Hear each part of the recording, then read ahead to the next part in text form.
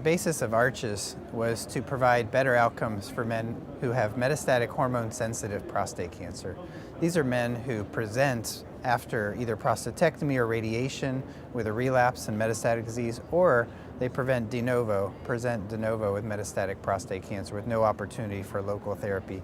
These men tend to progress within 1 to 3 years after hormones, and there's an unmet need to improve their outcomes with these novel hormonal therapies. So ARCHES was a phase 3 global randomized study testing whether enzalutamide could delay progression or death in these patients. That was the primary endpoint. 1,150 men were enrolled to test this. So the primary endpoint was met after about 262 events. There was a major difference between the two groups. There was a hazard ratio of 0.39 with p-value of less than 0.0001. So that's a 61% improvement in the hazard of death or progression. That's a major difference. There's also substantial delays in PSA progression, castration resistance, time to next therapy, a maintenance of a very high quality of life consistent with being basically asymptomatic in both groups, which is great.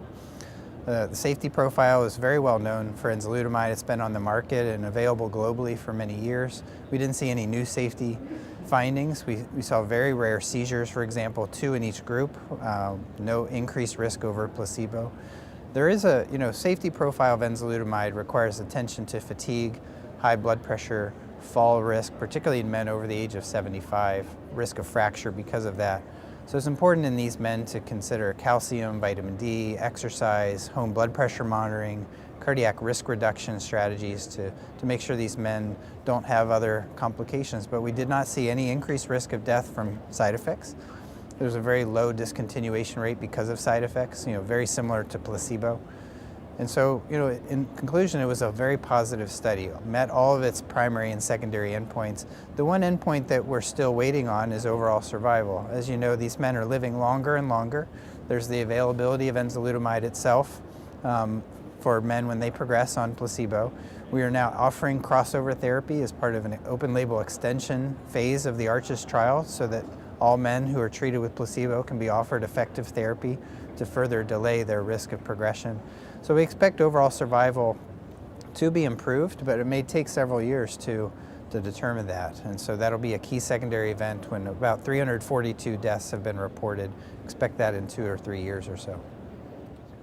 Some of the key subsets of ARCHES, I think, can inform your practice today. So if you have a patient with high volume prostate cancer, you're treating them with ADT and docetaxel right now. And you may now look at our subset of 20% of patients received prior docetaxel. And in that subset, there was a 50% further delay in the risk of metastatic progression or death, suggesting that maybe triple therapy for these high volume patients with both docetaxel and a potent AR inhibitor such as enzalutamide may be an optimal strategy for these high volume patients. For low volume patients where there's no clear benefits of docetaxel, enzalutamide has a substantial delay in the risk of progression or death over time and is a reasonable treatment option and standard option for these patients.